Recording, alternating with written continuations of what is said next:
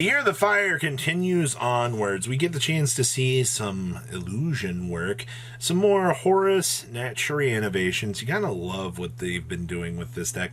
And we have Majespecter goodness as well.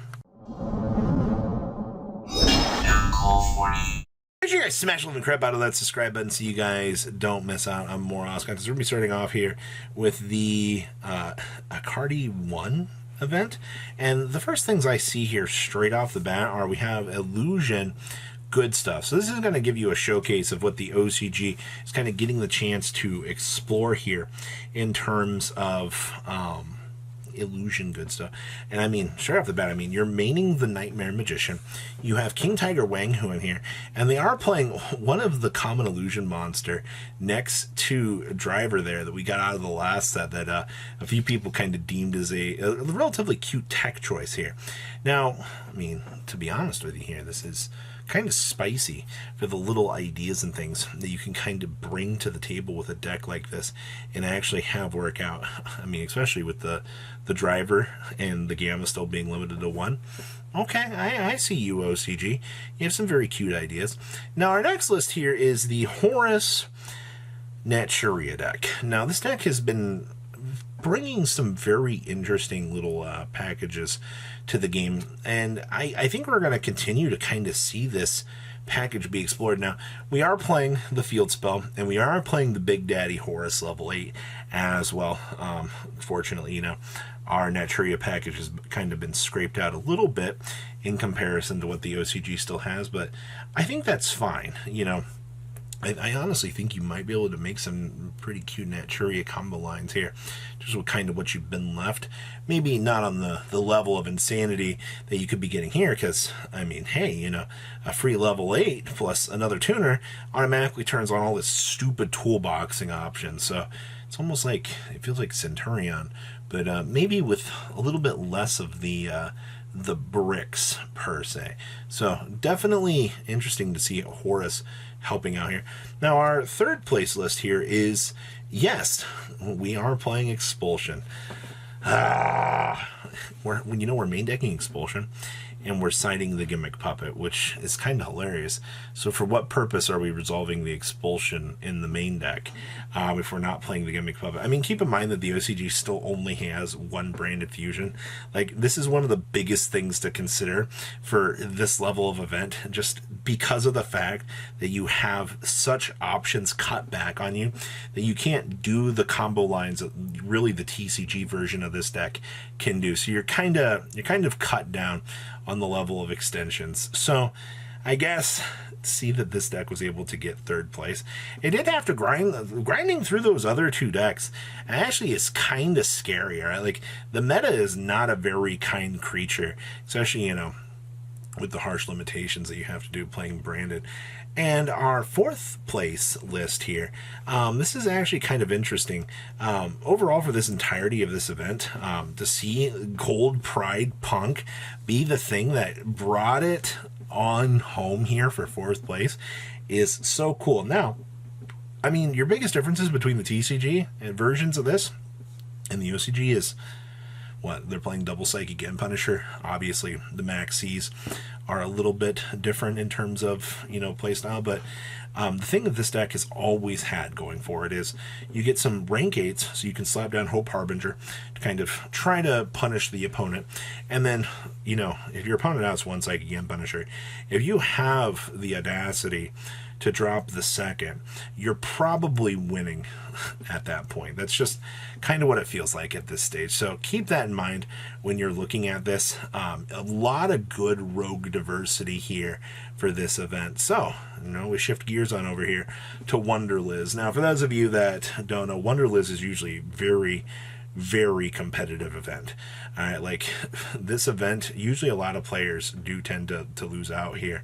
And our first place list is none other than Runestun, which, you know what, one fountain who cares? Deck is still able to grind through some of the stupidest things. Also, the OCG still has triple card demise, and I am going to blame that for a lot of the reason why this deck is able to grind through so much of the meta. Now, keep in mind that the builds have been kind of forced to main deck maxi at this point in time, which means if your opponent starts generating this advantage tree, you need to have a way to kind of cut them off so that you can, you know, get some more cards. Honestly, if Runic does generate enough advantage and they are able to draw into all their stuff, it doesn't really care how much card advantage the opponent has. You should be able to kind of do what you want. Enough floodgates will do anything, typically. Second place out of our event here was, oh boy, the Year of the Fire continues. Kaiser Coliseum that you see down there. I cannot tell you the amount of Salamangreat decks that I saw out of this weekend that were either playing 3 or 1 Kaiser Coliseum, because the card's entire purpose is to lock down your fire field and then start protecting your investment of, you know, your opponent can't play the game. I mean, a Raging Phoenix backed up with that, or, you know, you put the Link 3 on the field, then you can get a revive on the next turn.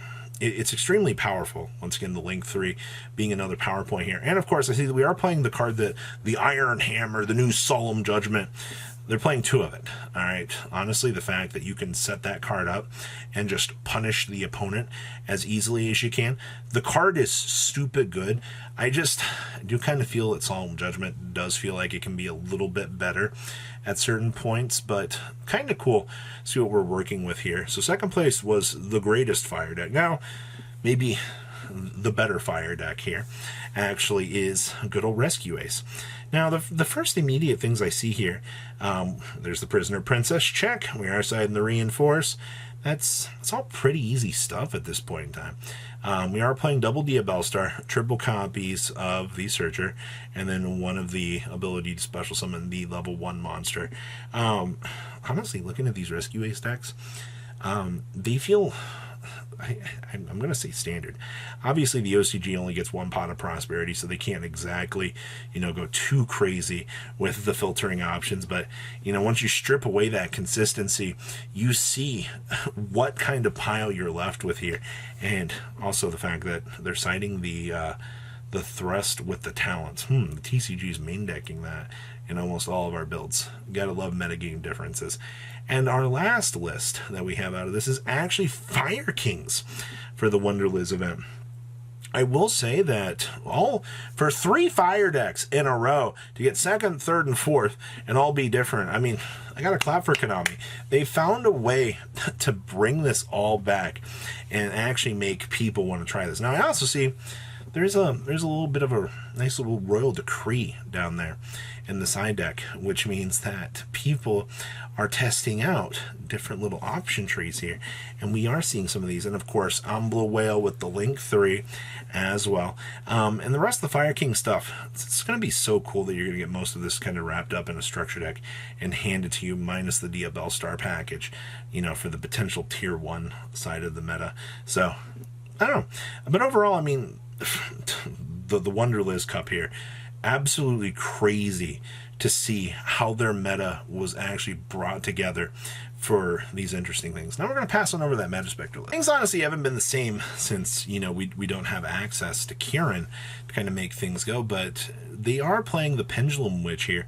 Now remember, if a face-up Fusion, Synchro Exceed, and/or Link monster you control is destroyed by battle opponent's card effect while this is in the Pendulum Zone, you can add a Pendulum monster with the same original type as one of those monsters from your deck to the extra deck face up. And then on normal or Pendulum Summon, target 1 card in your Pendulum Zone, destroy both it and this card to add a level 4 lower Pendulum monster from your deck to your hand.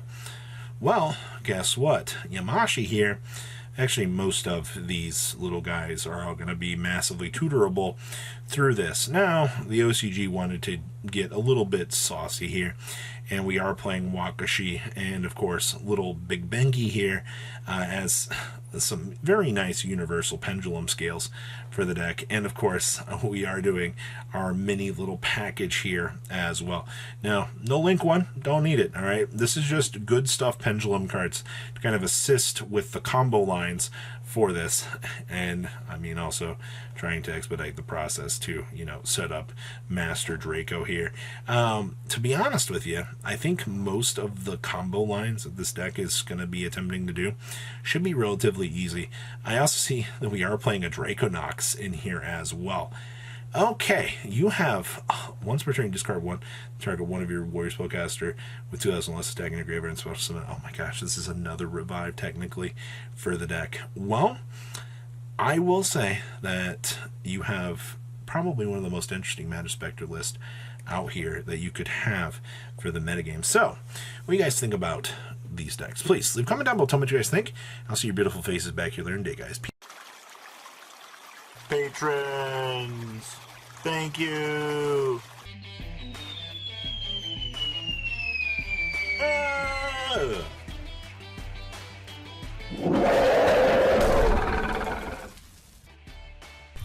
Thank you so much for watching. Check out these other videos.